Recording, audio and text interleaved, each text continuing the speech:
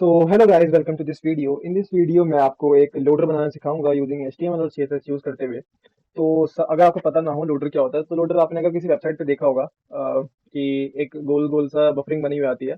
तो वो एक लोडर ही होता है, हम वो बना सकते हैं और वो आप बहुत सारे वेबसाइट्स पे देखते भी होंगे। तो आज हम एक बेसिक सा लोडर बना के देखेंगे, कोई ज़्यादा तामझाम नहीं होगी उसके अंदर।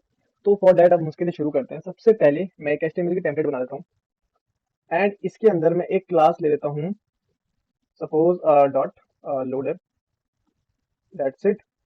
तो यहाँ पर आप जैसे देख रहे हैं, मैंने एक लोडर CSS करके भी एक CSS की फाइल बना ली है, लेकिन अभी मैंने इसको लिंक नहीं कराया, तो मेरे को पहले इससे लिंक करना पड़ेगा इसको। तो आपको पता होगा लिंक कैसे कराते हैं, नहीं पता होगा तो आप देख लो। href यहाँ पे हमें अपने उसका नाम लिखना है, CSS फाइल का लोडर डॉट CSS, खुद ही रिफर कर देगा ये। और यहाँ रिलेशन में हमें डालना है, ये एक तरह की क्या होती है, स्टाइल शीट होती है, आपको पता होगा। एंड दैट्स इट, हमारी CSS फाइल लिंक हो गई। और अब मैं साथ साथ में क्या करता हूँ, इसको प्रीव्यू पे लगा देता हूँ, शो प्रीव्यू करके। एंड यहाँ पर एक VS कोड का ही ब्राउजर ओपन हो गया है। अब मैं इसको यहाँ पे सिलेक्ट कर लेता हूँ नीचे साइड, जो जो मैं ऊपर करूँगा वो आपको नीचे शो होता रहेगा। तो सबसे पहले मैंने यहाँ पे एक डिव ले लिया है, डिव के अंदर एक लोडर ले लिया है क्लास में। एंड मैं अब इस क्लास को मॉडिफाई करके एक लोडर, सिर्फ एक छोटी सी एक कंटेनर के अंदर आपको एक लोडर बना के दिखाता हूँ। तो सबसे पहले मेरे को एक यहाँ पे लेना पड़ेगा क्या, डिव। एंड इन डैट मुझको यूज करना है, मैं एक विथ लेता हूँ, विथ ले लो सपोज 100 पिक्सल, सॉरी 100 पिक्सल। और हाइट भी लेता हूँ मैं साथ साथ में 100 पिक्सल। साथ में मैं बॉर्डर ले लेता हूँ, बॉर्डर हमें, हाँ उससे पहले मैं आपको एक चीज़ सिखाता हूँ। सपोज करो मैंने बॉर्डर ले लिया यहाँ पे 2 पिक्सल सॉलिड ग्रे। तो आप जैसा देख रहे हो, इसको थोड़ा सा और गाढ़ा बनाने के लिए मैं इसको 5 पिक्सल कर देता हूँ। तो जैसा आप देख रहे हो कि जो मेरा बॉर्डर है वो कैसा स्क्वायर है। अब मेरे को तो इसको रोटेट कराना है, ठीक है, लोडर तो सर्कल होता है।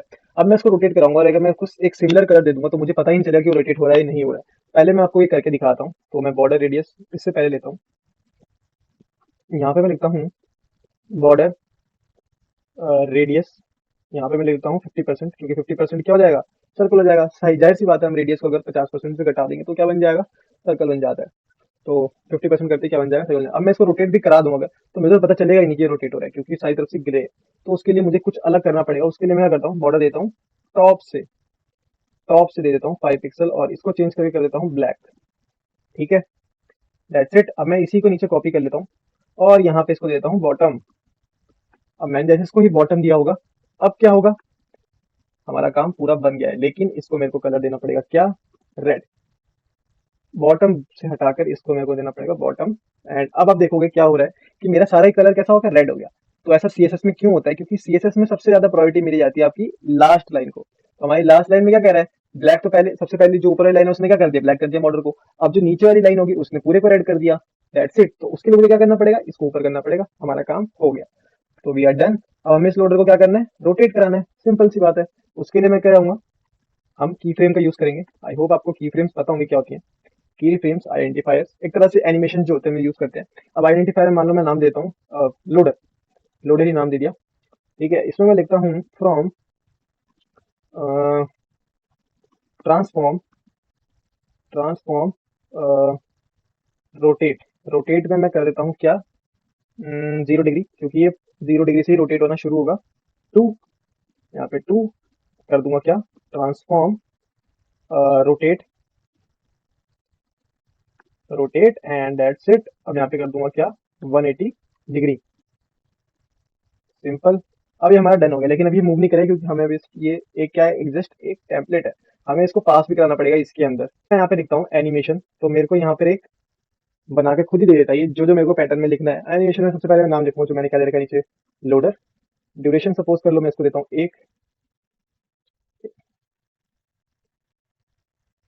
1 सेकेंड। टाइमिंग फंक्शन देता हूँ मैं इसको इज इन आउट। डिले देता हूँ मैं इसको 1 सेकेंड का ही। और आइट्रेशन काउंट में कर देता हूँ मैं इनफाइनाइट। एंड डायरेक्शन मैं एक जस्ट नॉर्मल रखता हूँ, इसकी मुझे अभी कोई जरूरत नहीं है, तो मैं इसको रिमूव कर देता हूँ, बस सिंपल। अभी हमारा देख रहे हो लोडर भी मूव होना शुरू हो चुका है। अगर आपको नहीं दिख रहा तो मैं थोड़ा सा साइज बड़ा करके दिखाता हूँ आपको। सपोज मैंने इसको कर दिया 200 पिक्सल एंड इसको भी मैं कर देता हूँ 200 पिक्सल। अब देख रहे हैं जैसे कि मूव होना शुरू हो गया है। हम और इसके अंदर भी इफेक्ट डाल सकते हैं, लाइक मैं इसको एक पैटर्न में भी मूव करा सकता हूँ। सपोज करो मैं इसे स्टेप में कराता हूँ, मैं इसे स्टेप में कराता हूँ 4 स्टेप में, 5 स्टेप में, तो अब देखो कैसे मूव करेगा।